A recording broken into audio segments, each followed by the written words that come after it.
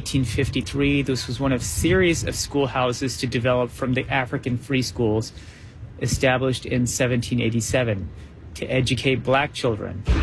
During its heyday, Washington says it was a magnet for African-American elites, like Oscar James Dunn, the lieutenant governor of Louisiana. And he spoke to the kids about citizenship because this was a big theme. Its alumni included violinist and composer Walter F. Craig and Susan Elizabeth Frazier, the first black teacher in the city assigned to an integrated public school. The building also sheltered children from white mobs during the infamous draft riots of 1863. Andrew Berman heads the group Village Preservation and says all this history is why this site and others marking New York's African-American history need to be preserved.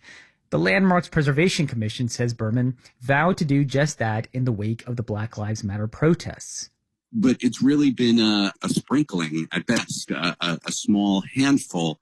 The commission's chair, Sarah Carroll, is confident in this case.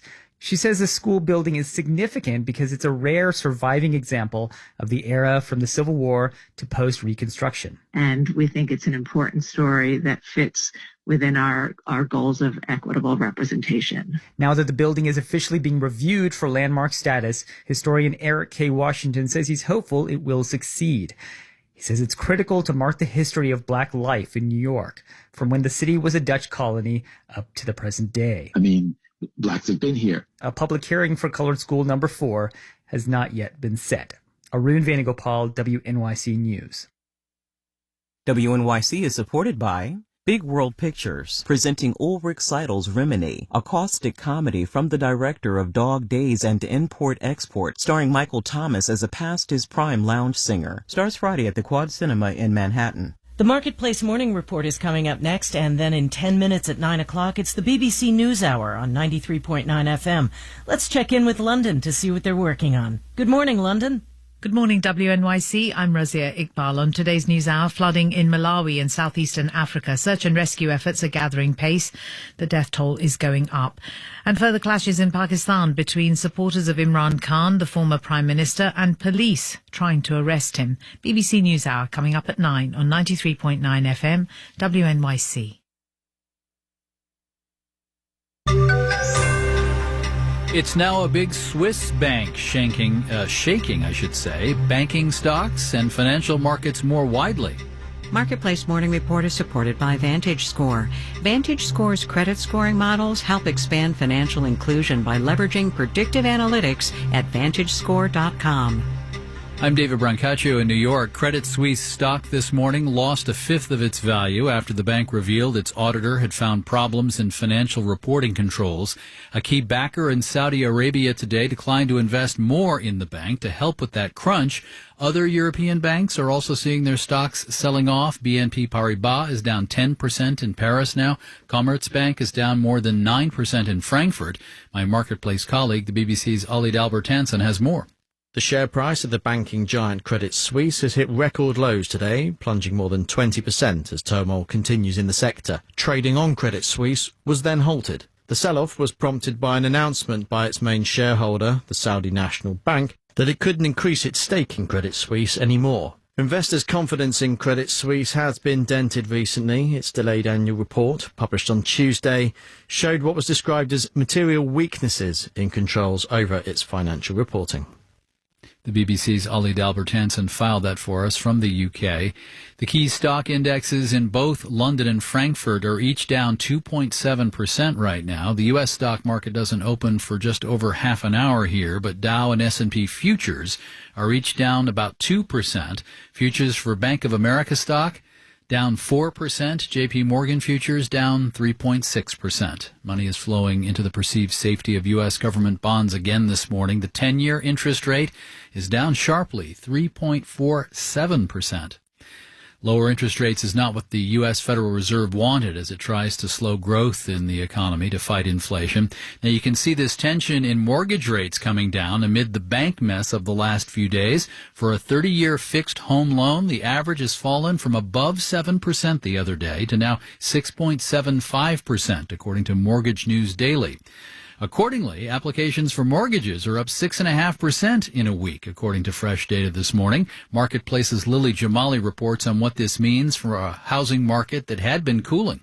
The collapse of Silicon Valley Bank and Signature Bank was a shock to financial markets.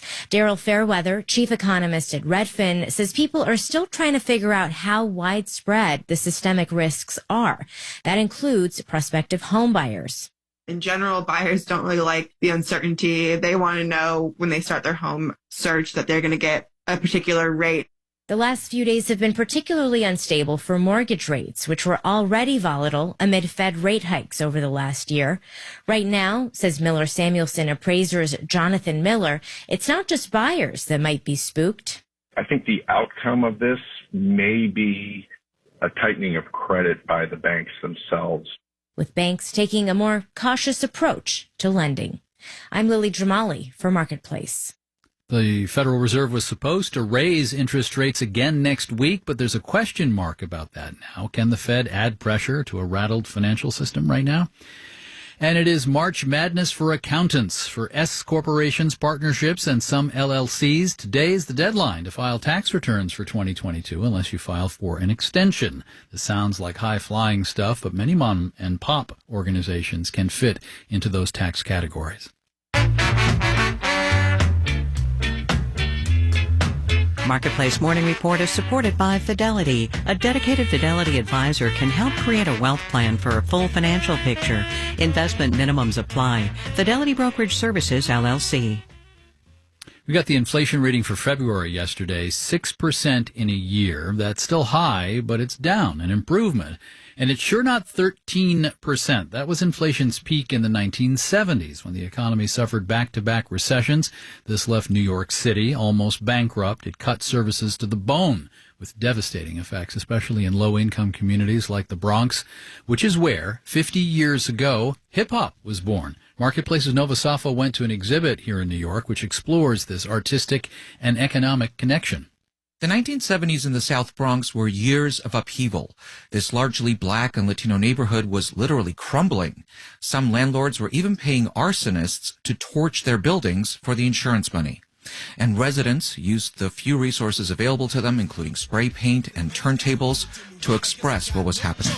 Rats in the front room, roaches in the back, junkies in the alley with the baseball bat. I tried to get away, but I couldn't get far, cause a man with the touch repossessed my car.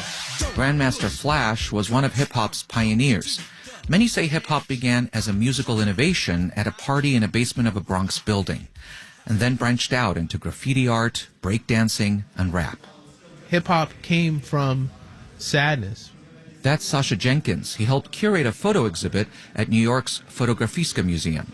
The exhibit chronicles hip-hop's first 5 decades. It came from trying to find a way to exorcise these societal demons. We did that in many ways and found the success. The societal demons were many. The city was losing revenues, costs were skyrocketing, and officials drastically cut services. What is really striking about these cuts is that they're very haphazard. Kim Phillips-Fine is a history professor at Columbia University and author of a book examining New York's fiscal crisis and those cuts. They affect many different departments of the city government, the police, the fire department, education, parks. There are cuts really all throughout the city's agencies. The photo exhibit starkly shows the results. Buildings look like they were in World War II. Co-curator Sasha Jenkins is pointing to documentary-style images of hip-hop's early days. One photo shows a group of kids breakdancing on homemade dance floors. Breakdancing happened on cardboard, portable dance floor that you can get at the supermarket. Later images are portraits meant for magazine and album covers. One from 1990 is of a young Queen Latifah with large, bold earrings, a shining cuff on her wrist, and a beautifully decorated hat. She's extremely regal, confident, and someone who looks like a leader. And in many cases, when it came to the rappers, they became de facto leaders because we didn't have social capital, we didn't have necessarily political power. The exhibit shows how hip-hop altered all of that by becoming a way to call for social change and to escape economic conditions that seemed, at one time, inescapable for many. In New York, I'm Nova Safo for Marketplace. And I'm David Brancaccio. You're listening to the Marketplace Morning Report. From APM, American Public Media.